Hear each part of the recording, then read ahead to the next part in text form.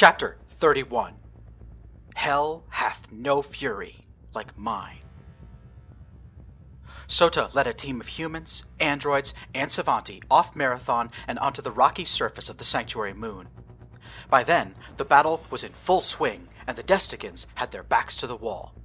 As more and more humans poured out of Marathon, one of the Destican warships retracted its boarding ramp and started warming up its engines. "That's Kailasha on our right!" Sota yelled to his men, pointing at Araj's flagship. "Bring that other ship down!" Small arms and light weapons fire illuminated the underside of the Destican frigate as it tried to lift off. From his place on the ground, Sota could see the dorsal disruptor banks swivel in their mounts. The enemy ship would open fire once it gained sufficient altitude. "The guns!" Lieutenant Xiaohui yelled. "Aim for the guns!" The Marathon crew was forced to halt their advance as the enemy frigate rose skyward. The downblast of its thrusters sent clouds of dust in all directions. "Shit!" Xiaohui said. "What do we do now?" "From the west!" a Savanti soldier called out. "Incoming! From the west!" With a great roar, a squadron of starfighters tore across the battle space, flying west to east. 3 of the vessels were human MiG-95 fighters, but the rest were of an alien design Sota did not recognize. But the Savanti soldiers identified them. "Those are ours!" a Savanti yelled. "Fighters from the colony!" The mixed squadron turned and bore down on the enemy frigate, which was now pivoting to face them. The enemy reaction came too late as the squadron released a salvo of missiles. The frigate was struck several times and started to heel over to one side. "Forward!" Sota yelled. "Get to the Kailasha!" Sota and Xiaohui were the first to reach Kailasha. Just as he was going up the boarding ramp, he met Chaplain Oliver and Astro Creator Azarin going down. Sota did a double take when he noticed the plantoid scientist looked ill. Her leaves had faded from their usual deep green and were now showing tinges of red and yellow, like a tree in autumn. He also noticed that 2 out of 3 nuclei bulbs, which were normally attached to Azarin's body, were missing. "Are you okay?" Sota asked. "We're fine," Azarin croaked in a voice that was anything but okay. "They still have Esperanta," Chaplain Oliver said. "Liechtenstein, Quinn, and Valant are still fighting in there." "Soldiers, on me!" Sota yelled to the troops behind him. Then he charged onto the enemy ship. The fighting aboard Kailasha was fast-paced and furious. Room-to-room combat was exhausting, and Elodie's power armor was starting to make dangerous creaking sounds.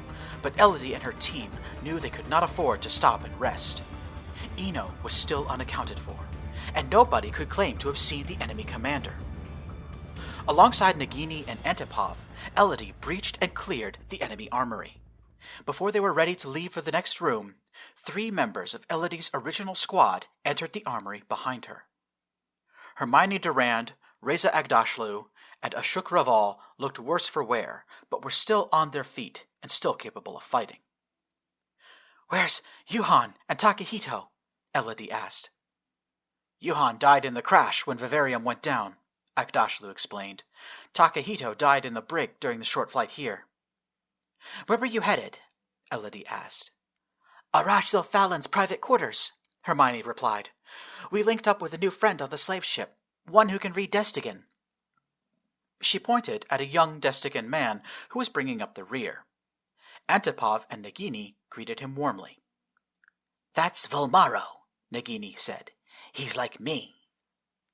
"I was human until about 2 years ago," Volmaro the Destican said, "taken from one of the Italian colonies in the frontier sector."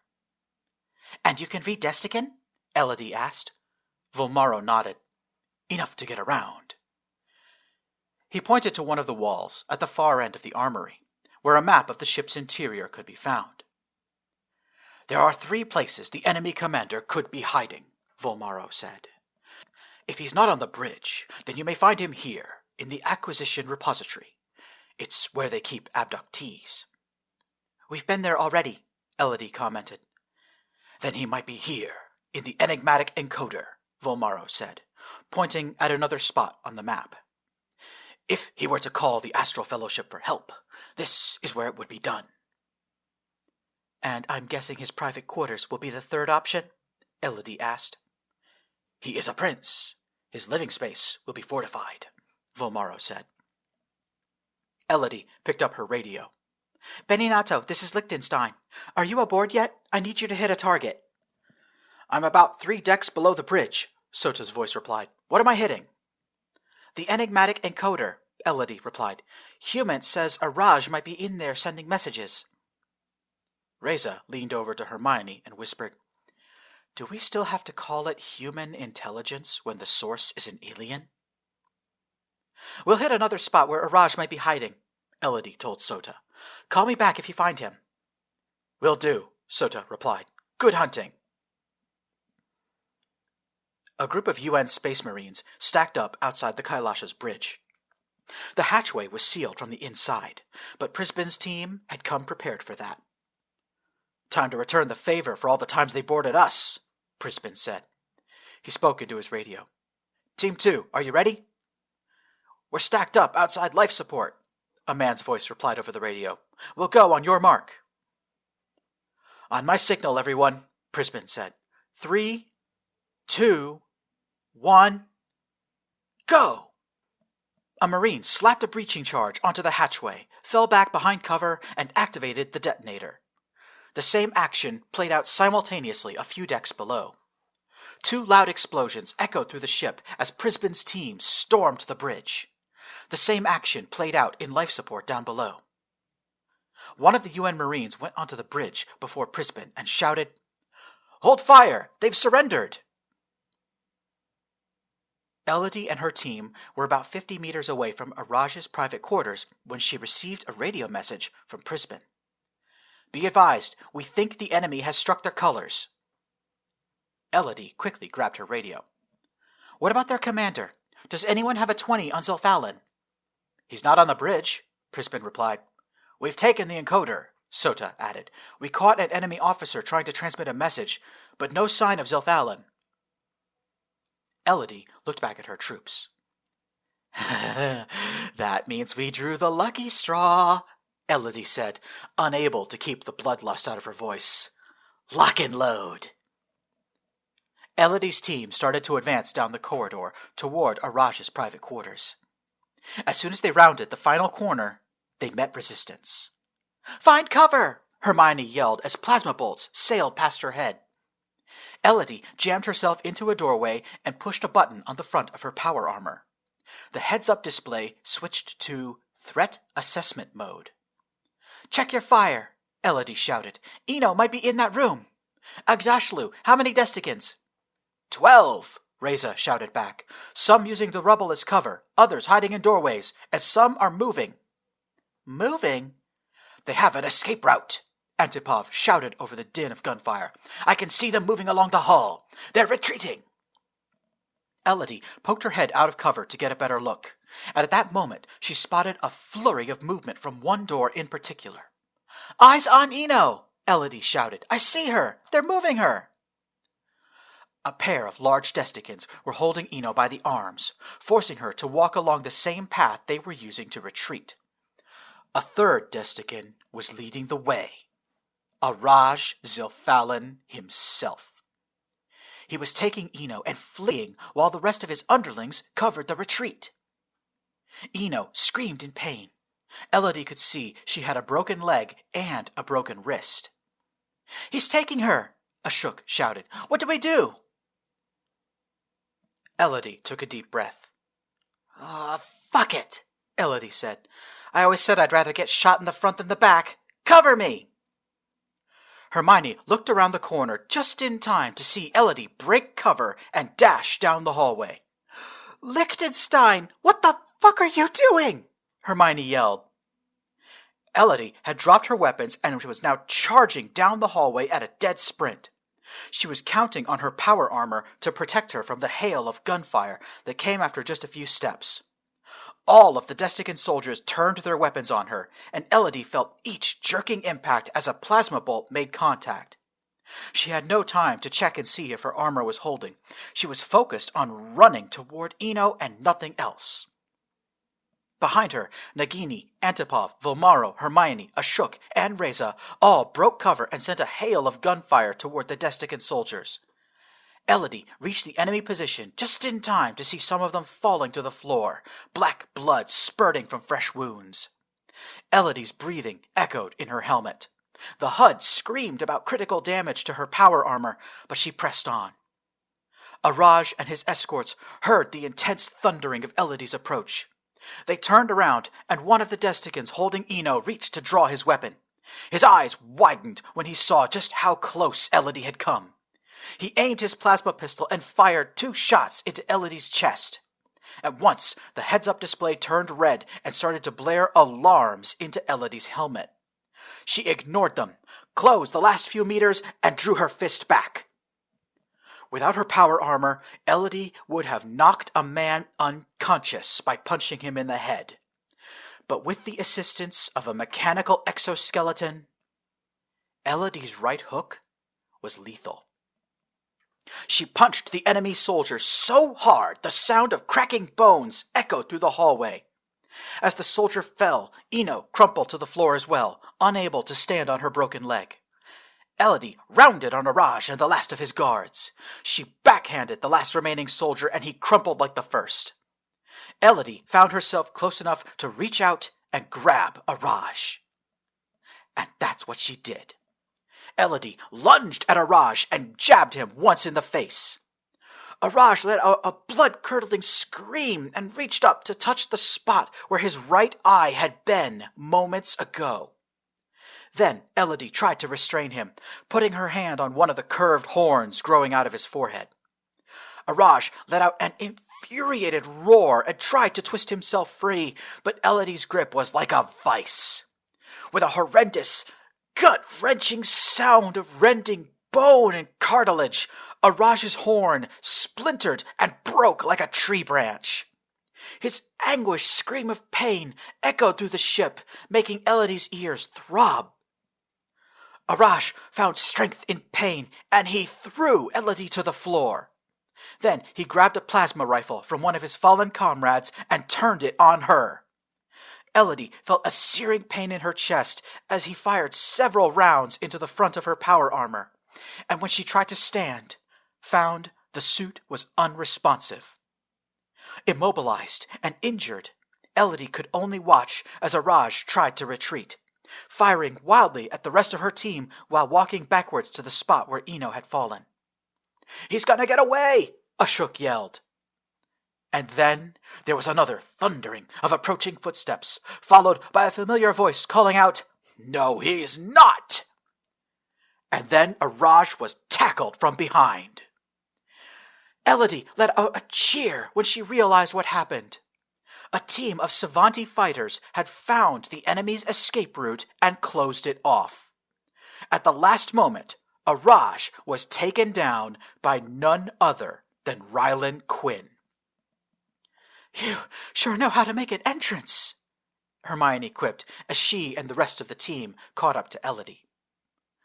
"Perhaps you should say that to our new friends outside," Rylan panted as he struggled to restrain Araj. "And you, stop fighting! The battle's over! Your men have surrendered, and we have reinforcements." "You lie!" Araj seethed. "My people control the Tennesilsi. I have 250,000 loyal followers coming here to join me. You will regret laying your hands on a higher being." Nagini pulled Elodie to her feet. "The people on Tennesilsi answer to me, cretin," Nagini spat. Araj's eyes widened in horror. Rylan gestured to one of the Savanti soldiers, who produced a pair of handcuffs. "Someone check on Ino," Rylan barked. Elodie tried to move again, to do as Rylan said, but found her power armor was non-functional.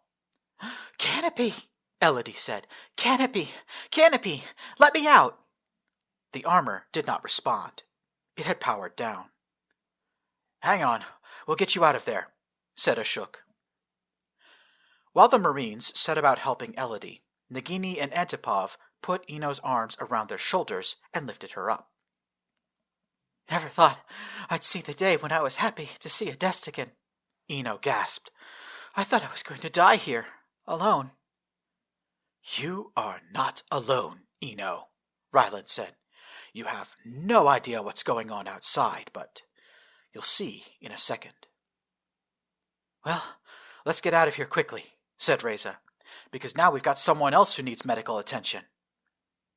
Elodie was confused, looking around to see who else was wounded. But then Reza detached the chest plate of Elodie's power armor. Elodie could see the metal plate was dented in many places and also had 2 punctures. Then she became aware of some warm liquid running down her front. Elodie looked down. She saw blood running down her front, and the wound on the right side of her chest. Instead of stepping out of her power armor, she fell forward into darkness and silence. Ino was carried outside by Rylan. She kept asking him about her ship and crew, but all he said was, "Don't worry about that now. You're safe. We're all safe, as a matter of fact." When Ino was born out of Kailasha, she was dazzled by the sky above. A shimmering red and pink ribbon cut across the sky from east to west. Even though it was daytime, brilliant red aurora were visible, and every few seconds, the white streak of a meteor cut across the sky. "The Nexus storm has arrived," Ryland told her. "The magnetic field is holding. We should thank Azarin when we get the chance." "Where is she?" Ino asked. "On one of our medical frigates," Ryland said. Ino tilted her head and finally spotted what Ryland was talking about. 3 Savanti starships were circling the scene. 2 of them were clearly the same ones who had fought in the first part of the battle, while a third seemed to have come from the nearby colony. Ryland set Ino down on a medical gurney where he was set upon by human medics. "A gunshot wound, broken leg, and a broken wrist," one of the nurses commented. "Did the Desticants torture you?" "I resisted," Ino said. "How quickly can I get back on duty?" "You're kidding, right?" the nurse replied, raising his eyebrow at Ryland. "You need to rest," Ryland said. "Benny Nato should be able to handle the prisoners. However, Araj Zilfalin will remain a prisoner of the Savanti armed forces, since we were the ones to take him into custody." "No argument from me. Just don't let Benny Nato sell any prisoners to the Caravanserais," Ino mumbled as she allowed the medical team to start working on her. Rylan suddenly froze. Looking around, Ino saw that all of the Savanti people had paused, standing or sitting still and ignoring the world around them. Alarmed, Ino sat up. She was not the only human taken aback by this. She, along with several others, asked Rylan and the other Savanti if they were okay. Then, just as suddenly as it started, the mass catatonic state ended. Rylan and his fellow Savanti unfroze and started behaving normally again. "What was that?" Ino asked. Rylan blinked, then gestured to one of the many cybernetic implants in his head. "We all just received an over-the-air update," Rylan explained. "We must be back inside the broadcast range of a government facility. Or a representative of the Savanti government is on their way here." A look of realization came over Rylan's face.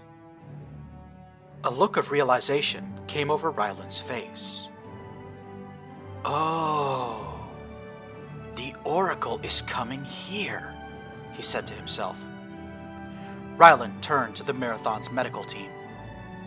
"I apologize, but now I must ask you to hurry. Ino will need to be on her feet and ready to meet the Oracle when he arrives."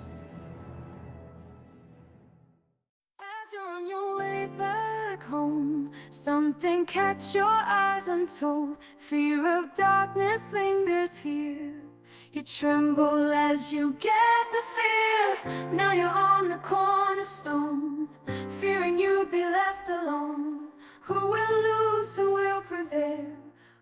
protect.